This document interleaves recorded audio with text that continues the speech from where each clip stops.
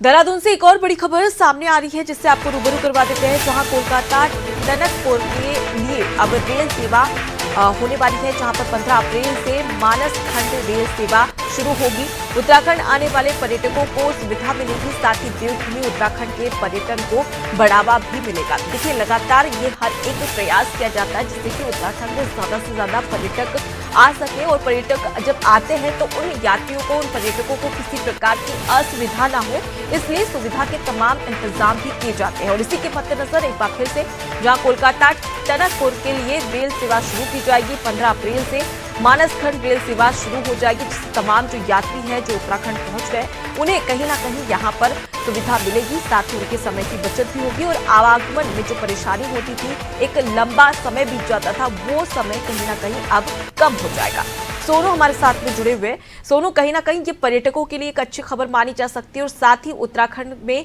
तमाम जो लोग हैं जिनकी आर्थिक स्थिति ज्यादा मजबूत होती है पर्यटन की वजह से, उनके लिए भी ये एक अच्छी खबर मानी जा सकती है। देखिए, सरकार की यही कोशिश है कि उत्तराखंड की जो पहचान है पर्यटन प्रदेश की, उसको और बेहतर किया जा सके। और इसी परिप्रेक्ष्य में हम इसको देख सकते हैं, आप स्वयं भी इस बात को कह रहे हैं कि अगर हम पर्यटन के लिहाज से देखें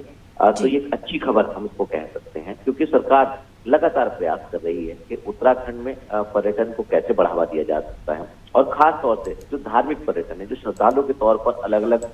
विश्व प्रसिद्ध धामों में यहाँ दर्शन करने के लिए, अपनी मनोकामना पूर्ण करने के लिए यहाँ पहुंचते हैं। तो यही वजह है कि अब इस रेल सेवा को शुरू किया जा रहा है, और निश्चित तौर पर जो बाहरी क्षेत्रों से श्रद्धालुओं के तौर पर, पर्यटकों के तौर पर यहाँ लोग पहुंचने वाले हैं, उनको सुविधा मिलेगी और उत्तराखंड के पर्यटन को बढ़ावा मिलेगा। इसको लेकर के लगातार सरकार प्रयास कर रही है, और जो मानस खंड ये मंदिर माला मिशन है, इसको लेकर के सरकार की जो रणनीति है उस पर सरकार लगातार कार्य कर रही है। और हम इसको कह सकते हैं, मानस खंड मंदिर माला मिशन जो है ये सरकार का एक ड्रीम प्रोजेक्ट है, और इसी के तहत सरकार ये कोशिश कर रही है कि इस क्षेत्र को जो है वो विकास के लिहाज से, अवस्थापनाओं के लिहाज से इसको मजबूत किया जा सके, बेहतर किया जा सके, और ज्यादा से ज्यादा धार्मिक पर्यटक हो या फिर सामान्य पर्यटन जो है उसको बढ़ावा दिया जा सके। इसी पर सरकार का फोकस है, और यही वजह है कि तमाम सिद्ध पीठों को, तमाम मंदिरों को जो है इस जो मानसखंड मंदिर माला मिशन है इसके तहत इनको जोड़ा जा रहा है, और इससे संबंधित चाहे वो सड़कों का कार्य हो, चाहे वो अन्य व्यवस्थाएं हो, उन सबको बेहतर किया जा रहा है। तो आने वाले समय में चूंकि रेल को लेकर के भी, और खास तौर से पर्वतीय क्षेत्रों में अगर हम गढ़वाल मंडल की बात करें तो ऋषिकेश से कर्णप्रयाग जो रेल परियोजना, ये भी राज्य और केंद्र सरकार के ड्रीम प्रोजेक्ट हम इसको कह सकते हैं। इसको भी धरातल पर उतारने के लिए सरकार लगातार प्रयास कर रही है। एक तरफ तो उत्तराखंड के पर्वतीय क्षेत्रों में रेल कनेक्टिविटी को बेहतर करने की कोशिश की जा रही है, और इस रेल परियोजना से उत्तराखंड गढ़वाल क्षेत्र के जो 4 धाम है, यमुनोत्री, गंगोत्री, केदारनाथ और बद्रीनाथ, इन चारों धामों को कनेक्ट किए जाने की कोशिश की जा रही है। तो एक तो ये है, और दूसरा कुमाऊं का जो ये क्षेत्र है मानसखंड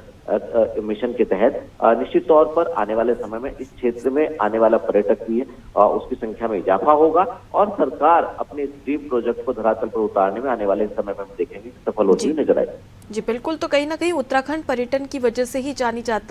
जाता है, और अब ऐसे में कहीं ना कहीं ये कहा जा सकता है कि यातायात व्यवस्था जितनी सुगम होगी उतने ही ज्यादा पर्यटकों की संख्या में इजाफा भी होता हुआ नजर आएगा। मैं लौटूंगी आपके पास में सोनू। तो देखिए, कोलकाता टनकपुर के लिए रेल सेवा शुरू होगी, 15 अप्रैल से मानसखंड रेल सेवा शुरू की जाएगी। अब ऐसे में तमाम जो पर्यटक हैं उन्हें सुविधा होगी, उनके समय की बचत भी होगी, और ऐसे में माना जा रहा है कि कहीं ना कहीं अब और ज्यादा तेजी से जो पर्यटक है वो उत्तराखंड का रुख करेंगे, क्योंकि यहाँ पर जो आवागमन सुविधा है और साथ ही यातायात सुविधा है उसको और ज्यादा बेहतर बनाने की कोशिश राज्य सरकार की ओर से की जा रही है।